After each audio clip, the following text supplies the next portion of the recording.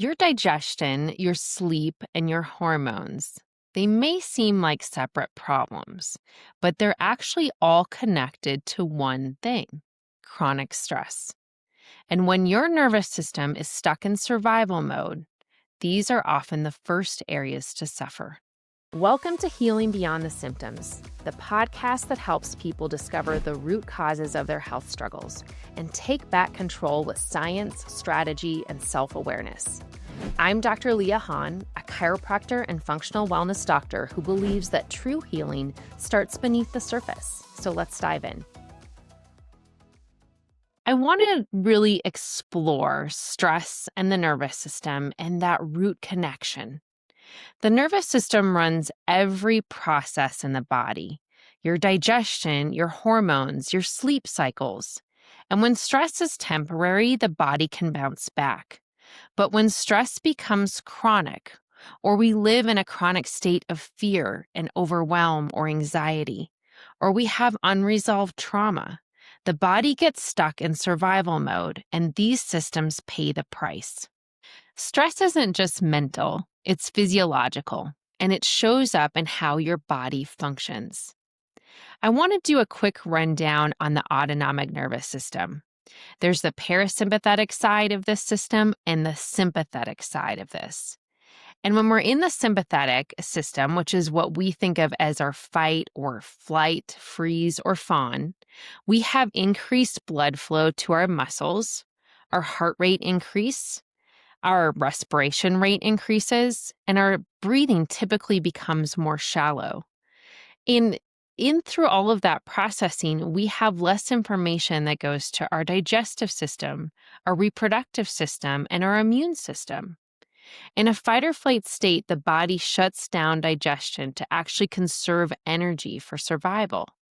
Common signs of how this can feel when it becomes more of a long-term issue or more chronic versus just short-term, we might experience things like bloating, constipation, IBS or irritable bowel syndrome like symptoms, weight fluctuations.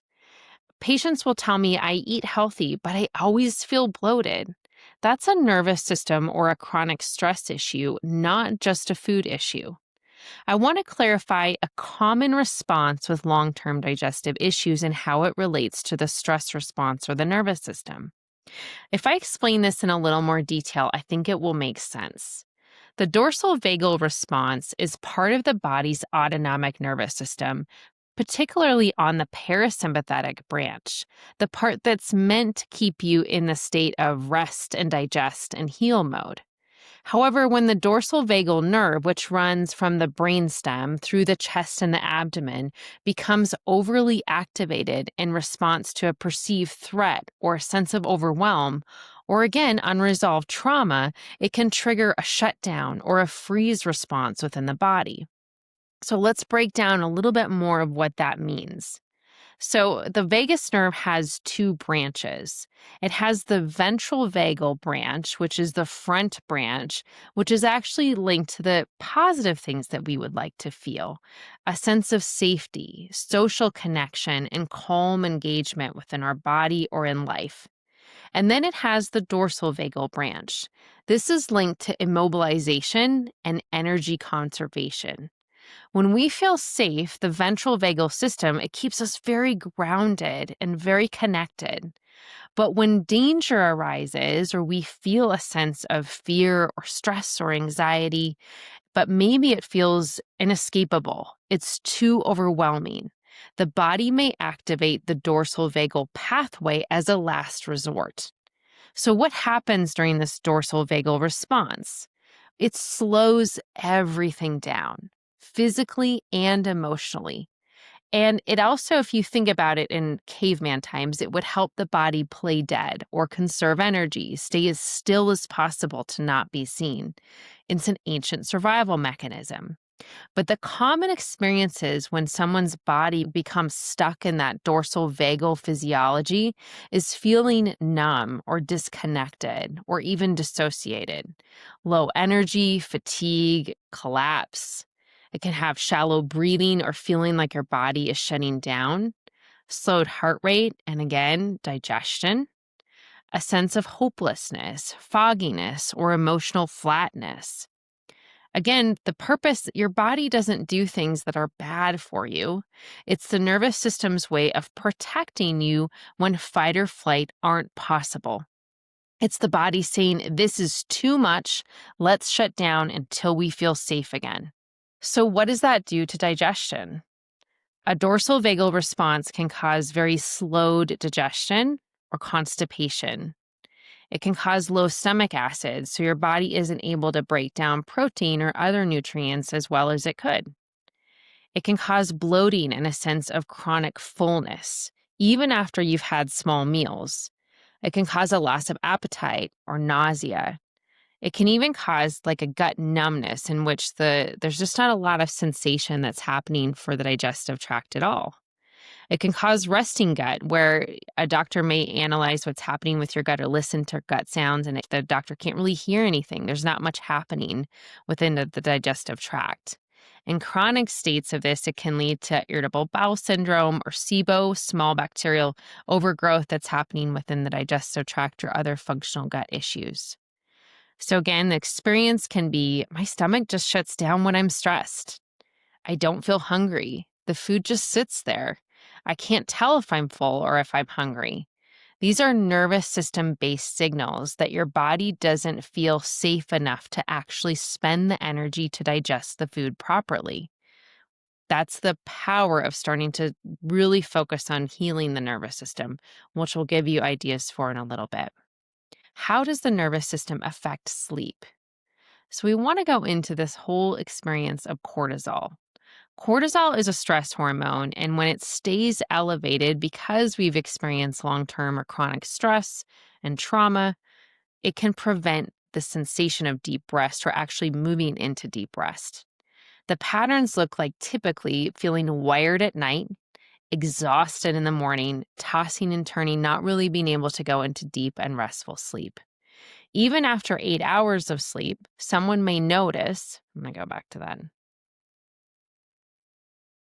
Even after 8 hours of sleep, you wake up tired because your body actually never shifted into repair mode. When the stress response stays elevated for too long, it throws off the natural rhythm of cortisol, the body's main stress hormone, which in turn deeply affects the quality of sleep as well as restoration. So how it should work if we have in a healthy, balanced system that's able to adapt well to different stressors that happen throughout our day, cortisol will follow this daily rhythm or daily cycle. In the morning, the cortisol level should be highest when you first wake up, helping you feel alert, getting you moving, getting you started through your day. As we go throughout our day, though, the cortisol levels should drop.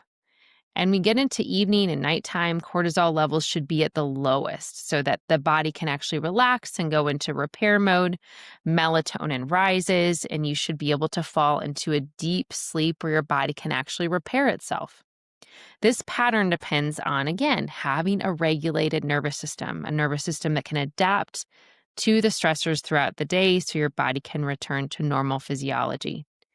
But the thing is that chronic stress can really disrupt that rhythm.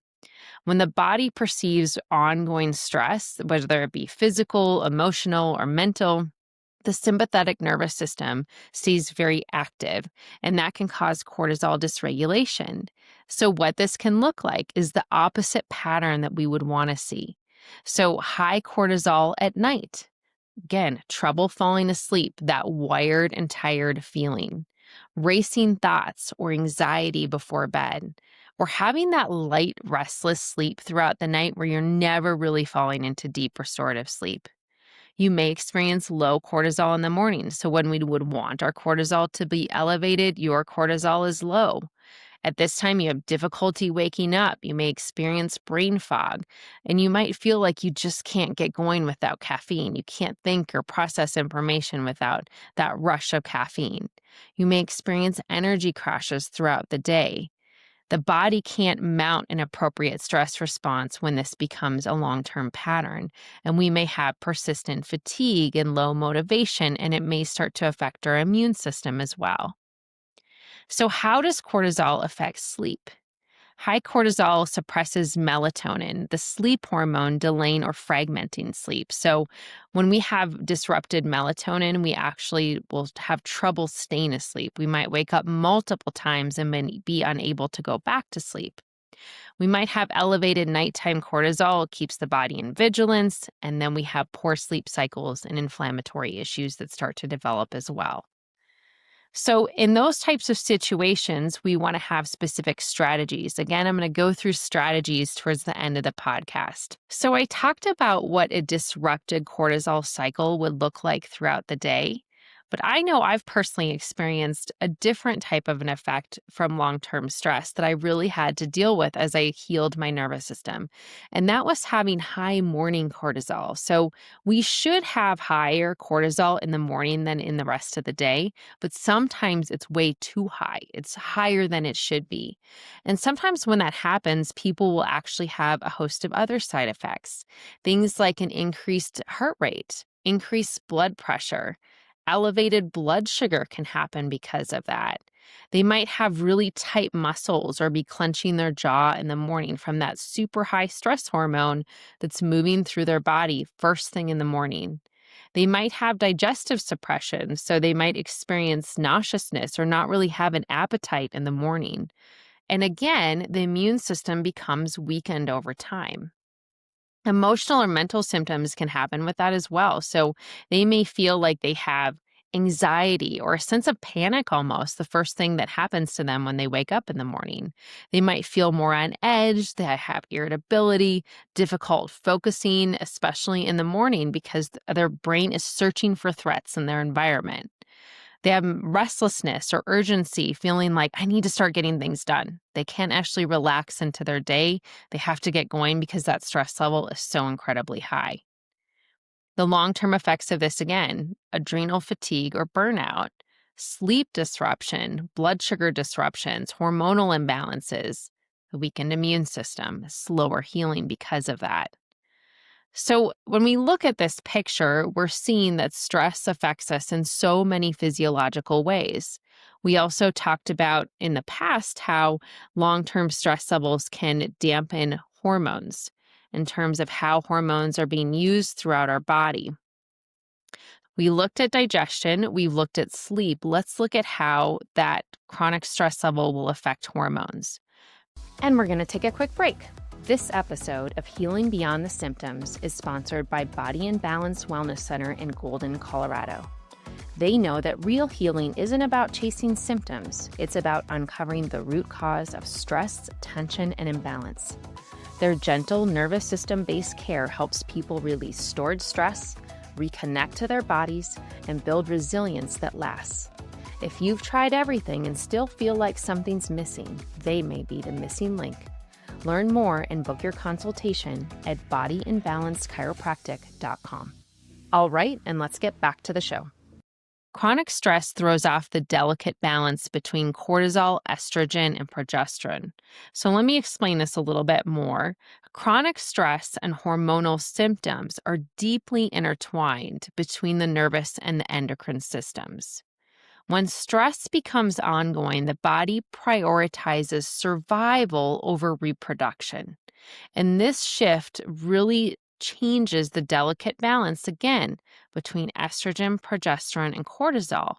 And it can really lead to more symptoms in PMS, irregular cycles, perimenopause, and mood swings. So, if we go into how that is affecting people, when your brain perceives stress, whether it's physical, emotional, or mental, the hypothalamus, pituitary, and adrenal systems are all affected. This leads to a continual increase in cortisol, your main stress hormone. But here's the key. Your body has a limited pool of the raw materials that it needs to be able to make estrogen and progesterone, as well as things like cortisol.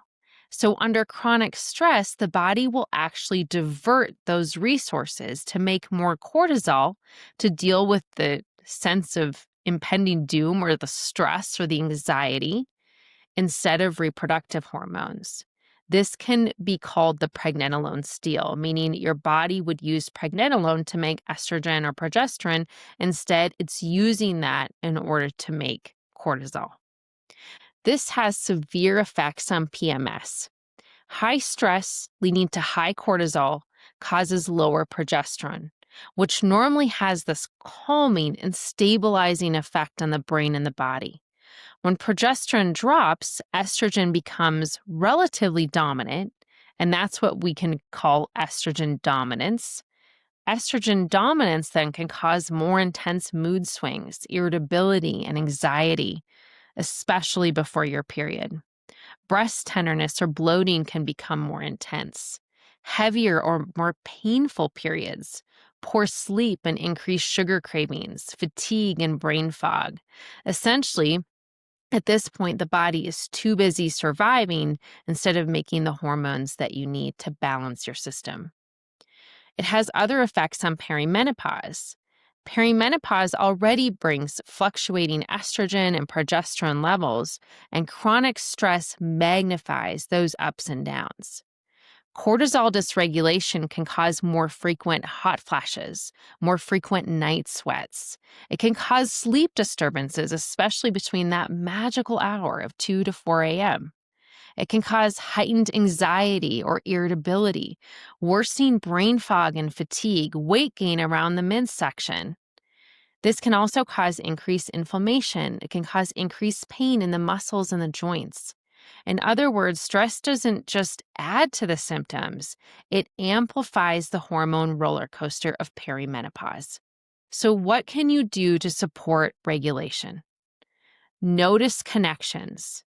Instead of seeing digestion and sleep and hormone issues as separate, recognize how stress is the common thread. Create micro moments of calm throughout your day.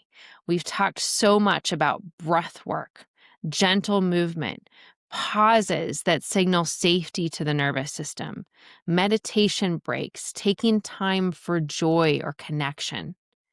Prioritize your restorative practices. So, when I look at that, I would like you to sway some of those high intensity workouts for things like Pilates and yoga and a gentle walk. The most effective way to ease these symptoms is to regulate the nervous system, not just the hormones. So, when the body feels safe, it can move back into repair and balance, especially for the digestion and the immune system. I want to give you some helpful tips and strategies for hormone recovery. Again, nervous system regulation should be at the top of the list. Think of adequate rest and recovery time. If you've experienced a relatively stressful week, I want you to plan, how are you going to recover? What are you going to do for your nervous system in order for it to regain that balance and sense of peace? Prioritize blood sugar balance. This means making sure that you have adequate resources for protein, fiber, and fat at every single meal. Think of adaptogenic herbs. Ashwagandha, rhodiola, or maca. Work with your natural healthcare provider to find the right resources to support your system. Magnesium, B vitamins, omega-3s will really help to support the nervous system as well as stress resilience. Really prioritize social connection and emotional support, which calm the nervous system and are so important to activate the vagus nerve. So then we look at sleep recovery. What are things that you can do? Again, it's going to come back to gentle nervous system regulation. Your breath work, nervous system-based chiropractic care. Maybe you enjoy things like sound baths or yoga retreats, but incorporating these things into your lifestyle so it's not just the mind, not just the body, but the mind-body that are being supported. Think of consistent sleep and wake cycles, trying to go to bed about the same time every evening and waking up around the same time every morning. Think of reducing blue light and that stimulation of blue light before bedtime or screen time. So that may look like reading a book instead of watching a movie on your phone. We'd want to think of protein-rich breakfasts to start out our day to anchor that cortisol rhythm. Protein can be incredibly stabilizing. Think of starting out your day with sunshine. to help to reset the circadian rhythm. We've often been taught that sunshine is bad for us, but it's so important in terms of really helping your body to produce the proper levels of melatonin in the evening. So getting sunlight exposure directly on your eyes before 10 a.m. can make a difference for your sleep cycle. If you're dealing specifically with high morning cortisol, I want you to think about having a protein rich breakfast full of healthy fats for the breakfast meal of the day, especially within an hour of waking. This can really help to stabilize your blood sugar and give you proper energy levels to start your day, especially again when you're dealing with high morning cortisol. Avoid caffeine immediately upon waking. So if you can wait an hour before you have your cup of coffee or wait until you're eating your protein-rich breakfast, that will help again to stabilize cortisol and blood sugar as well. And then always regulate your nervous system. We're going to talk a little bit about that to end this podcast. I would like you to seek nervous system based care. Network Spinal will help to reorganize your stored stress so the body can shift back into regulation, supporting your digestive healing, your sleep cycles, as well as your hormones in a natural and healthy way. Here are some tactical takeaways from today's podcast. Chronic stress impacts your body's three most vital regulators: digestion, sleep, and hormones. These struggles are not random, they're the body's survival response. When you support the nervous system, these symptoms can begin to function as they were designed to. Thanks for joining me today on Healing Beyond the Symptoms. If you've been struggling with fatigue, bloating, or hormonal ups and downs, know this: it's not because your body is broken. It's because your body is protecting you and it can learn a new pattern. You can start that journey today by booking a consultation at bodyimbalancechiropractic.com. And for daily insights, follow me on Instagram at Body Imbalance Wellness Center. Until next time, breathe deep, listen in, and remember, your body keeps the score, but it can also rewrite the story. Thanks again for joining me today on Healing Beyond the Symptoms. If you've been curious about Network Spinal, or if you've tried everything else and still feel stuck, I want you to know this: your body is not broken. It's patterned, and those patterns can change. If you're ready to experience how gentle care can lead to profound transformation, I'd love to invite you to book a wellness consultation at bodyimbalancechiropractic.com. Together, we'll look at what your body needs to finally release, reset, and thrive. Until next time, breathe deep, trust your body, and remember, gentle can be powerful.